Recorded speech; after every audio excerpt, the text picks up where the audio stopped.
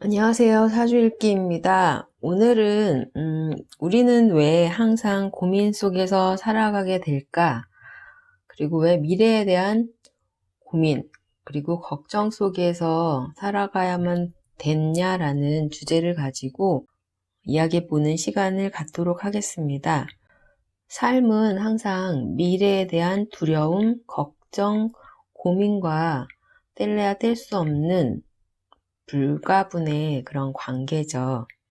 지구라는 이 시공간에서 살아가고 있는 인간은요, 우주의 기운에 영향을 받고 살아갑니다. 우주의 기운은 분명히 존재하는데 우리 눈에는 보이지 않습니다. 그래서 보이는 것이 다가 아니다.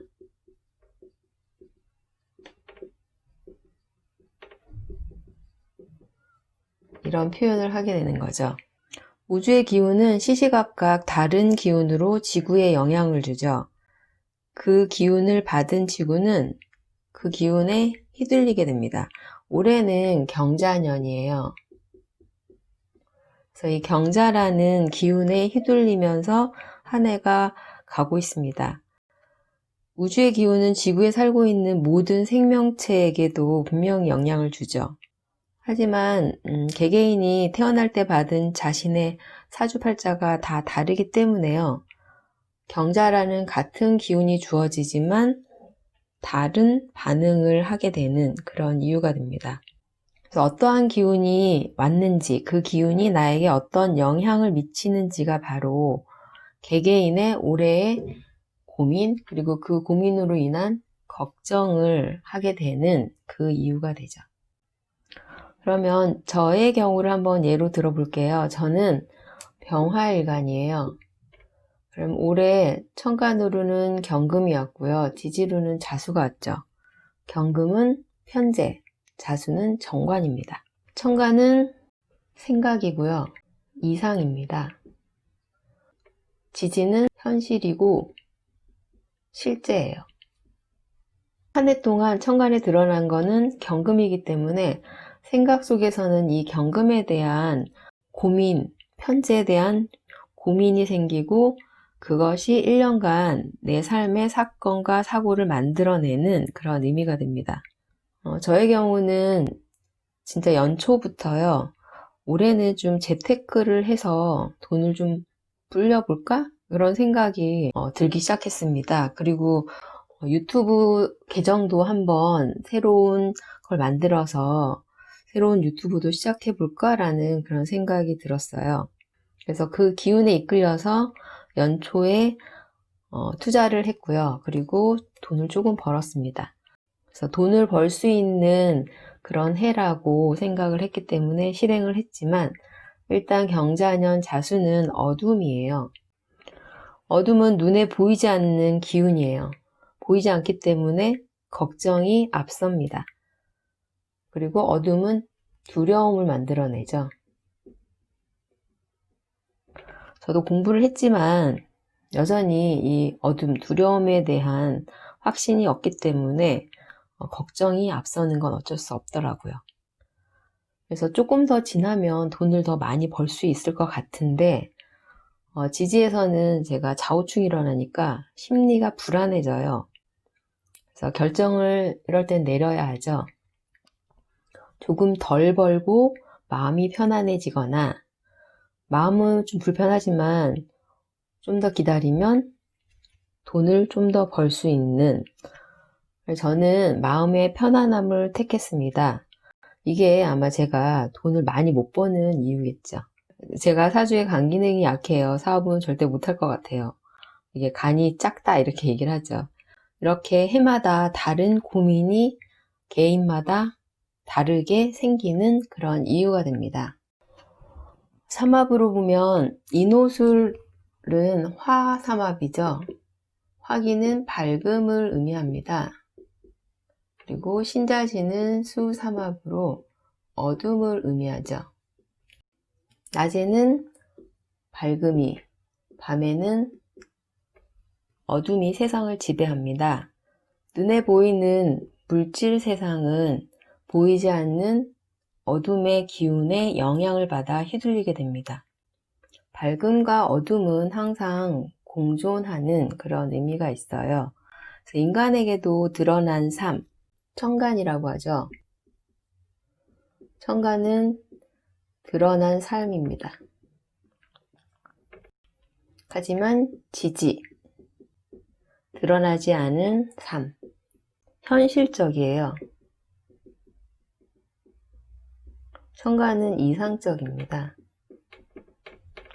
이렇게 천간 지지가 나누어지게 돼요. 그래서 천간과 지지의 글자가 같지가 않습니다. 해마다 같은 천간 지지가 같은 글자가 있긴 있어요. 갑인, 을묘 이런 식으로 같은 글자가 오기도 하지만 굉장히 드물죠. 그래서 과거는 지나온 시간이고요. 이미 벌어진 사건, 사고를 의미하고 불변이에요. 미래는 아직 오지 않은 기운이기 때문에 인간은 누구나 미래는 좀 더 발전하고 좀 더 나은 삶이 되기를 바라게 돼요.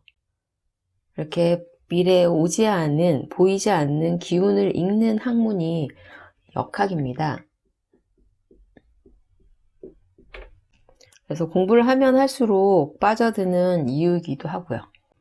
올해는 경자년으로 자수는 신자진이라는 수기의 기운이 가장 강한 그런 공간을 의미하는 글자예요. 어둠은 보이지 않기 때문에 두려움과 걱정을 만들어냅니다.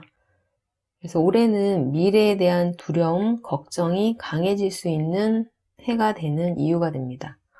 올해 미래에 대한 불안감이 부동산 폭등에 영향을 미친 원인 중에 하나라고 볼 수 있겠죠.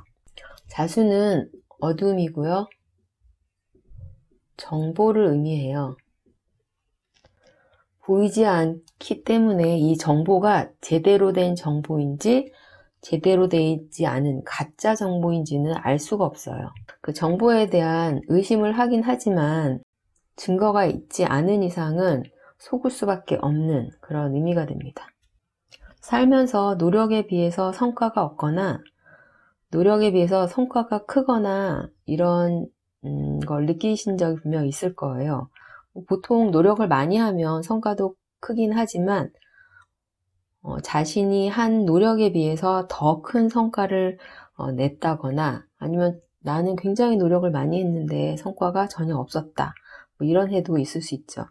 이게 보통 운이 좋았다, 운이 나빴다 라고 이야기를 해요. 저도 이 공부를 하기 전까지는 젊은 시절에는 이해가 안 됐어요. 그 말이.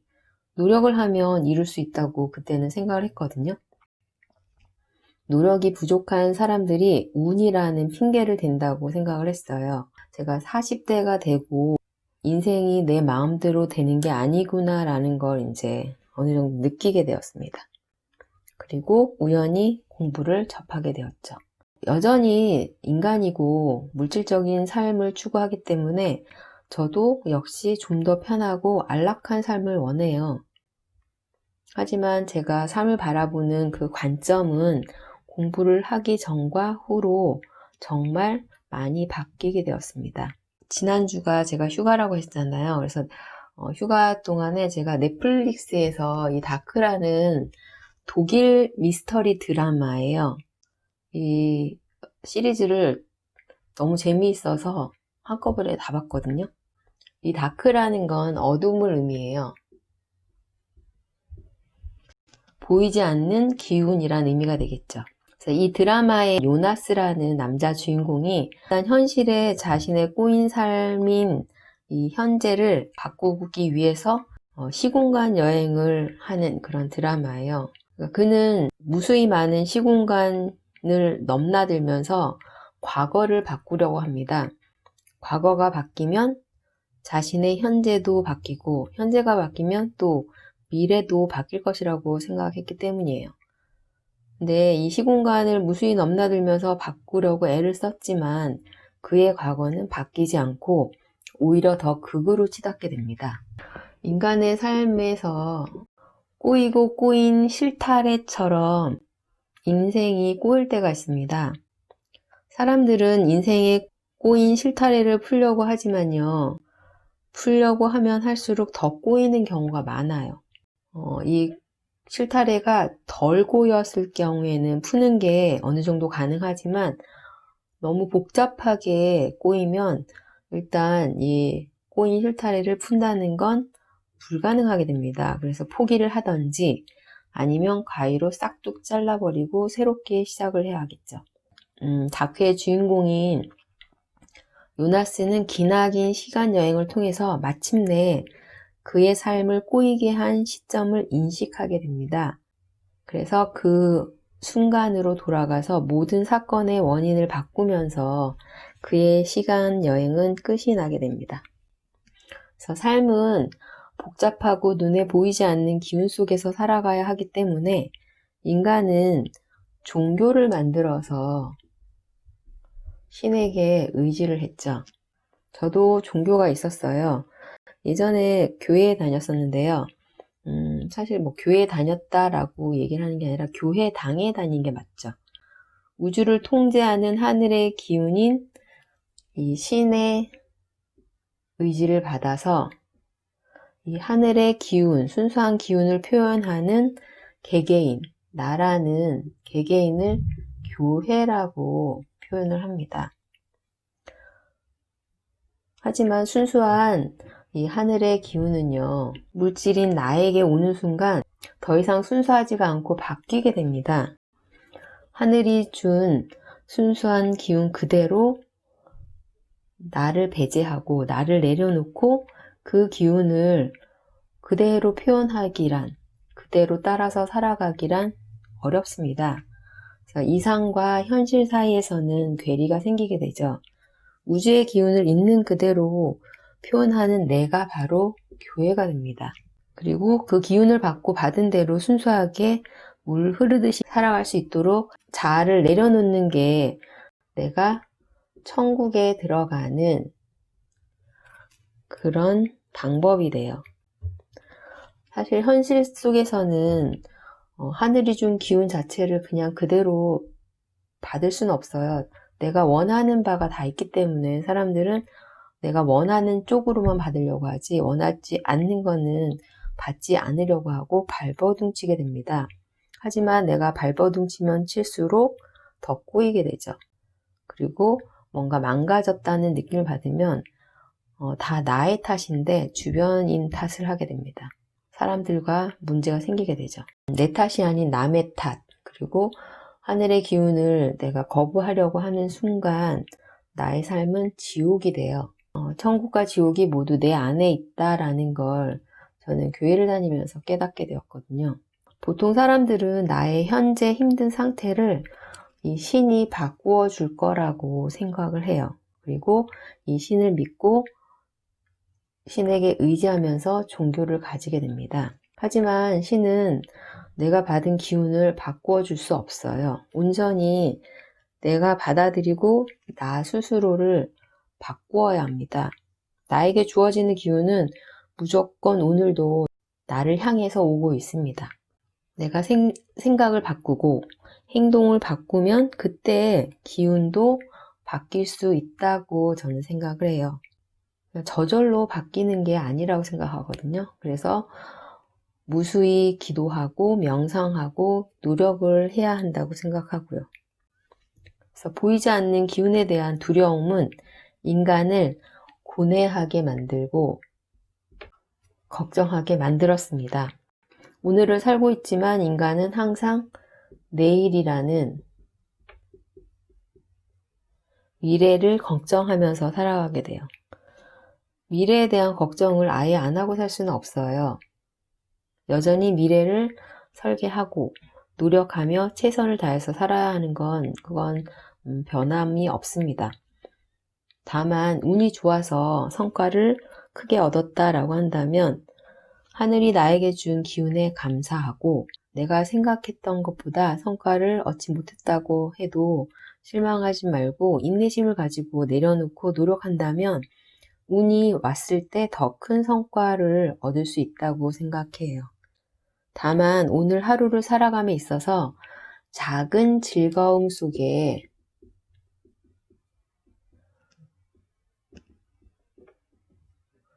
행복을 찾으며 살자라는 게 제가 이 공부를 하면서 내린 결론입니다. 오늘은 병신일이에요.